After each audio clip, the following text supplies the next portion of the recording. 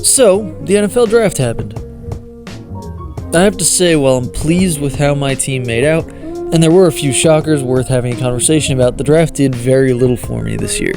Maybe that's just me getting older, but it felt like something was missing from what is usually a really exciting night for the league, NFL Christmas, if you will. I have a few thoughts on what went wrong with the draft this year and what it says about the state of the league. First, there's some bad momentum the NFL is carrying from the end of the season. I'm adamant that the end of last year's NFL season was pretty awful.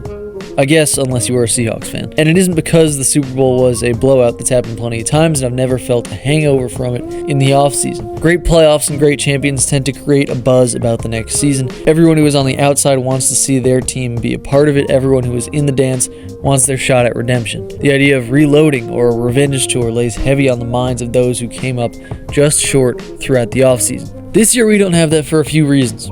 As great as the Seahawks were last year, deserving champions, when a team comes seemingly out of nowhere to win it all, they haven't established the villain/hero identity that it takes years for teams to develop. Think of how familiar we've become with the Chiefs, Bills, Eagles, Rams, etc. The Seahawks also got weaker, losing their Super Bowl MVP in Kenny Walker, and perhaps most damagingly, losing their offensive coordinator in Clint Kubiak. It doesn't feel like the league is chasing them, and I would say everyone except for the Rams is behaving as if they aren't the standard in their offseason attitudes. So, no one in the NFC really feels like they're looking up at or chasing Seattle this offseason, but things are much more damaged in the AFC, where the entire power dynamic hierarchy was flipped last season, and I think it was to the detriment of the conference's watchability. With the Chiefs and Ravens enduring their own seasons from hell and a devastating end to the season for Buffalo and Denver, we did not have the star power we were used to in the AFC playoffs, especially the AFC Championship, which was a 10-7 rock fight between Denver and New England, played in a blizzard with one team starting a backup QB. Neither team boasted many of what we would consider stars or captivated the imaginations of anyone outside of their own fan bases in any way. So that led us to the Super Bowl, a matchup of two teams no one expected to be there, with few players a national audience connected with. The game itself lived up to the billing, being a blowout, and not one where it felt like we were just watching an all-time team at its absolute peak.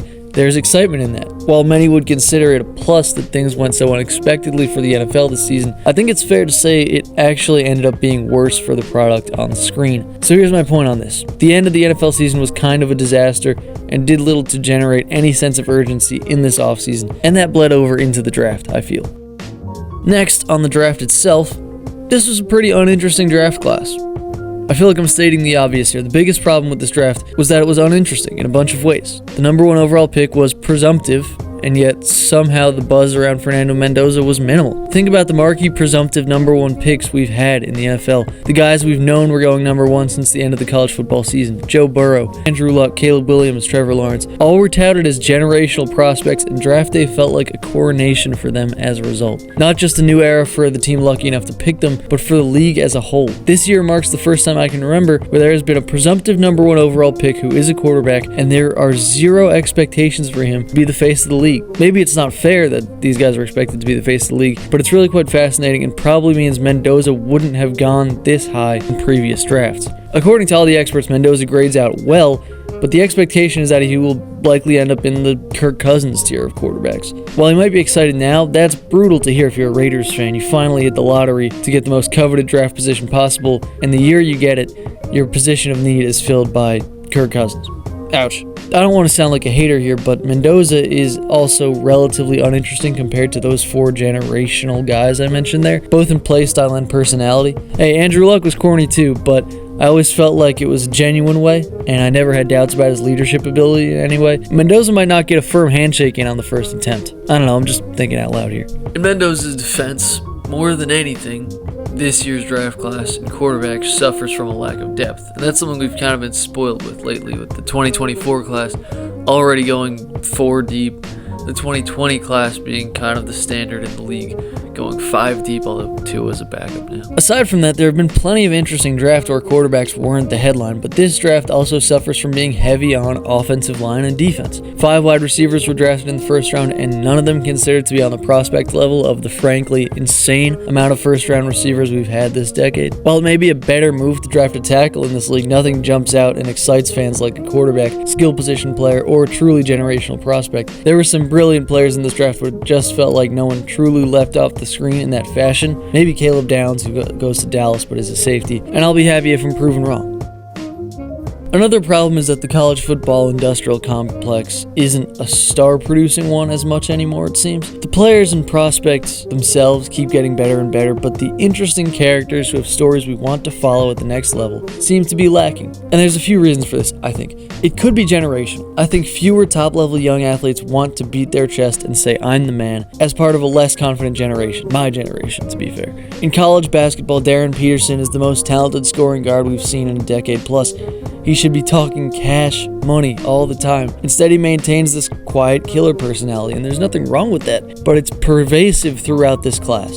And it hurts us when looking for big personality, face of the next generation kind of guys. And I give Caleb Williams a lot of credit in his desire to hit that status. More in the weeds on college football star-making potential though. NIL and the transfer portal are probably killing our ability to make 4-year connections with guys on one team. Instead, a new fan base adopts a host of new players every season, and everyone has to kind of just adjust. It lowers the adoration the players receive and makes us generally less familiar with the guys coming out of school. And again, I'm pro NIL, pro transfer portal, and now pro pay to play. But Reggie Bush isn't Reggie Bush if he transfers to Miami as a sophomore. That's someone whose entire celebrity was about college football before he had even made it to the league. He was bigger than most NFL stars. And I don't know if that can happen today. Those days could be gone as the two sports become more like competitors instead of having a symbiotic relationship.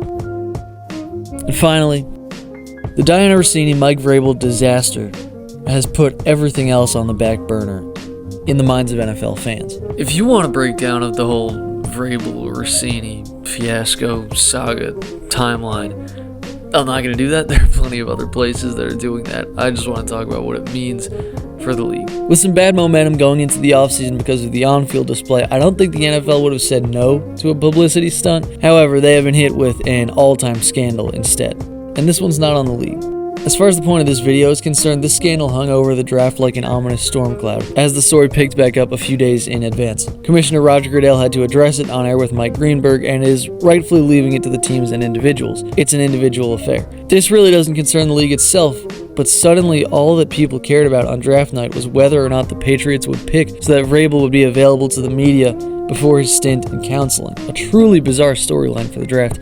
The pick itself was secondary to Patriots fans. And then there's this. The NFL has had a decent run of PR in the past few years, especially relative to the NBA and MLB. In efforts to become more international, it's become kind of a nice guy, family-friendly league. Mass audience appeal. This scandal dents that reputation for sure, but also immediately brings about questions of the NFL's place in our media ecosystem. Personally, I've been thinking nonstop about what the role of an NFL insider actually is, why it's a different role to anything else in sports, especially in the NFL. What ethics do insiders have to uphold that journalists don't? What ethics do coaches have to uphold? Does anyone even care about this from the Vrabel side of things? Anyway, the NFL wants to keep fans engaged with their content and news cycle year-round. For a moment, this scandal unplugged people from that matrix and made us ask a few existential questions of the league, and did so on a night that was supposed to be a full-on worship of the league. And it all felt pretty slimy by no fault of the NFL either. So those are my thoughts. I feel like the NFL might need to do some work on drumming up excitement for the next NFL season coming up. Still far away, but